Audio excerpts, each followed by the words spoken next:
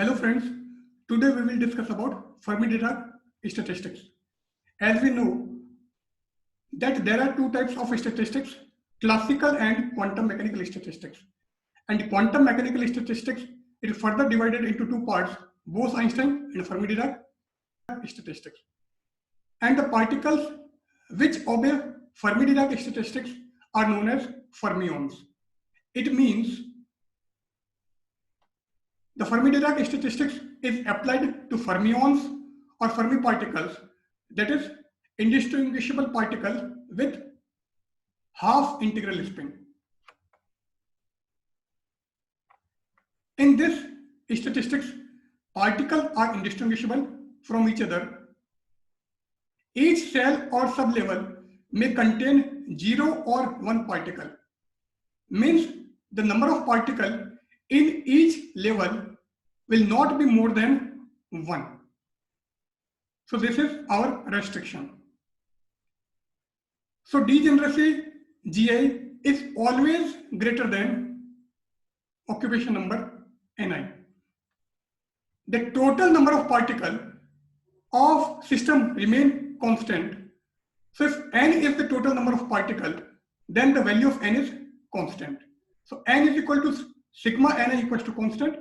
Here Ni is the occupation number or number of particles in ith level.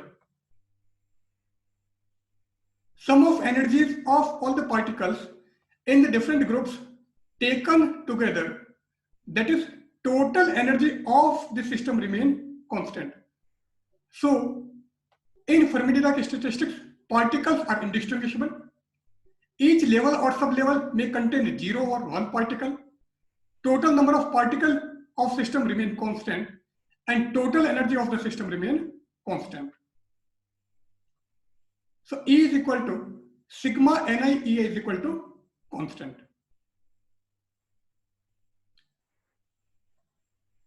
Now, to find the Fermi-Dirac distribution law, we consider a system of n independent identical particles having half integral spin. These particles be divided into quantum groups or levels such that the energy levels E1, E2, Ei will have number of particles N1, N2, Ni, and the degeneracies of such levels are G1, G2, Gi respectively.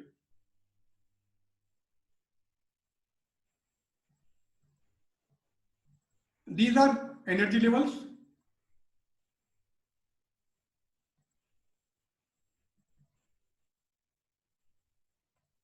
Here we are showing the I energy level. So uppermost energy level is our ith energy level. So Gi sublevel with Gi minus 1 partitions.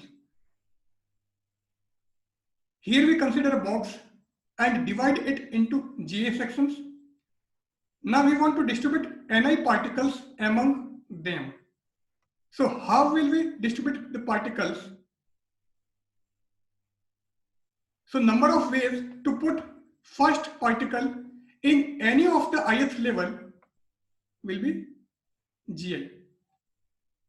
Now since one particle is filled in energy level, so number of ways to put second particle in the remaining Gi minus 1 state will be Gi minus 1. In the same way, we distribute the particle one by one. So the total number of ways to distribute Ni particles in Gi state are Gi into Gi minus 1, Gi minus 2 up to Gi minus Ni plus 1. We multiply and divide this equation by factorial Gi minus 1. So this equation will be converted into Gi into Gi minus 1 into Gi minus 2 up to Gi minus Ni plus 1 into factorial Gi minus Ni upon factorial Gi minus Ni.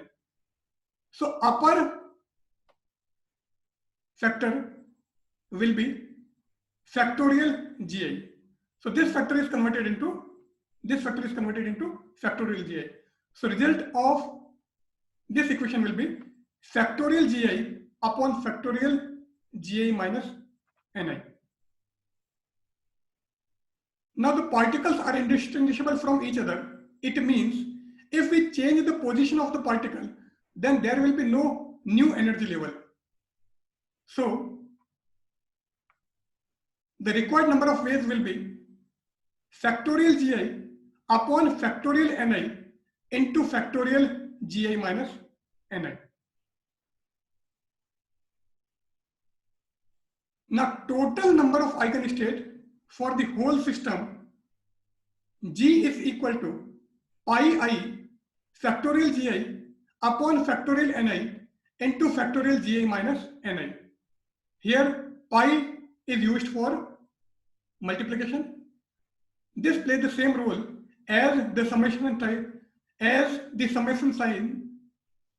The pi plays the same role as the summation play in addition. Now, according to postulates of a priori probability of eigenstate,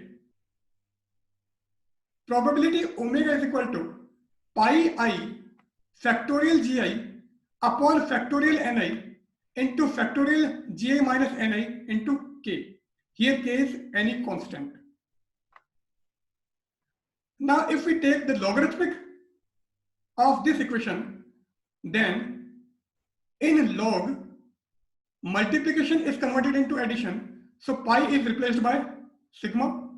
So the logarithmic of this equation will be log omega is equal to sigma I log factorial Gi minus log factorial Ni minus log factorial Gi minus Ni plus log k.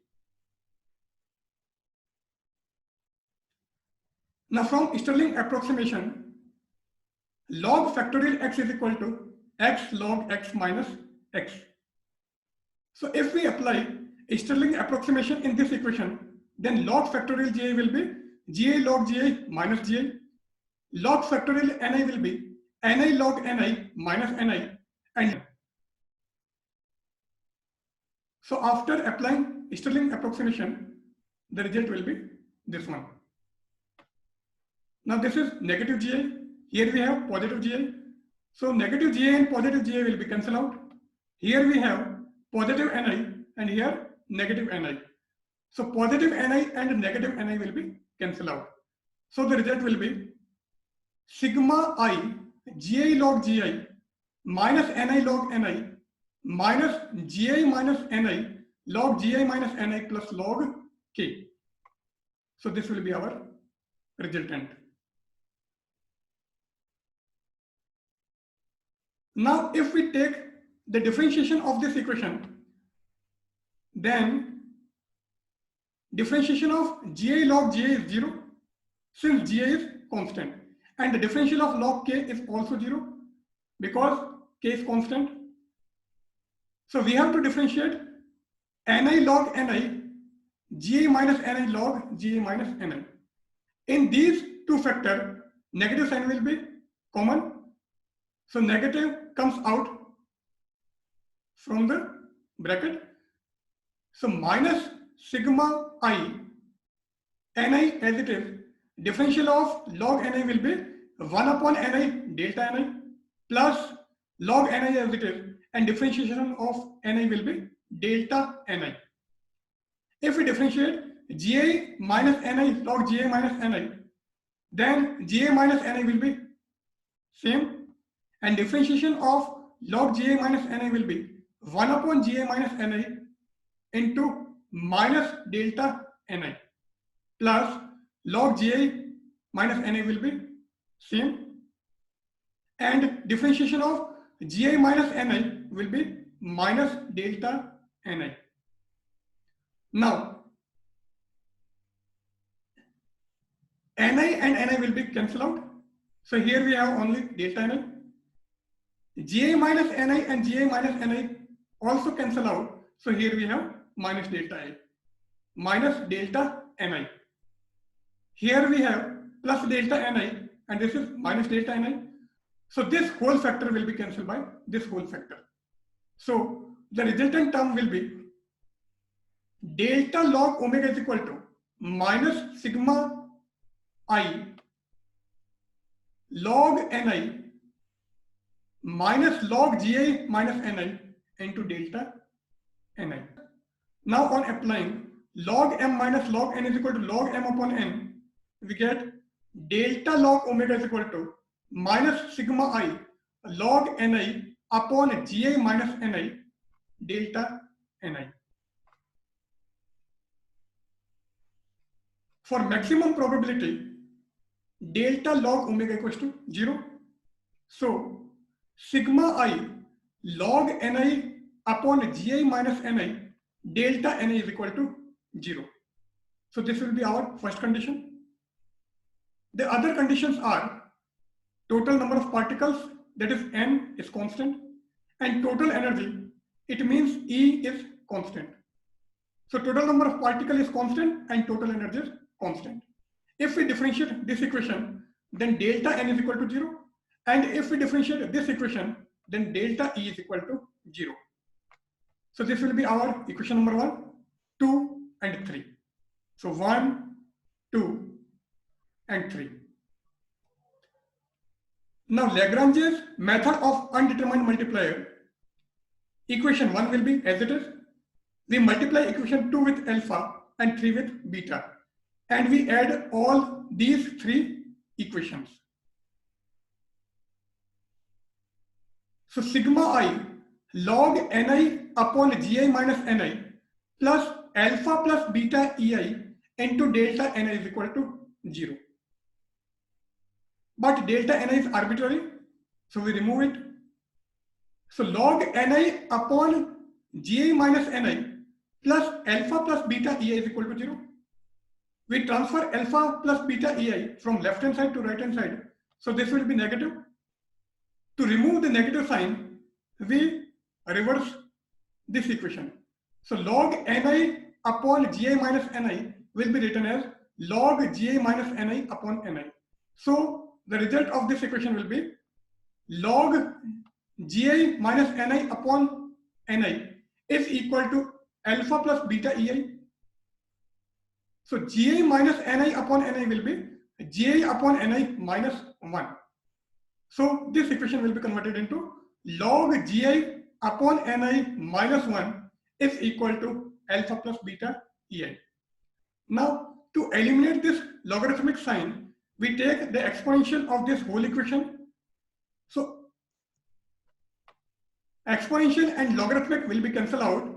So gi upon ni minus 1 is equal to exponential alpha plus beta ei, and we transfer this negative sign, this negative 1 from left hand side to right hand side. Then gi upon ni is equal to exponential alpha plus beta ei plus 1, or ni is equal to gi upon exponential alpha plus beta ei plus 1.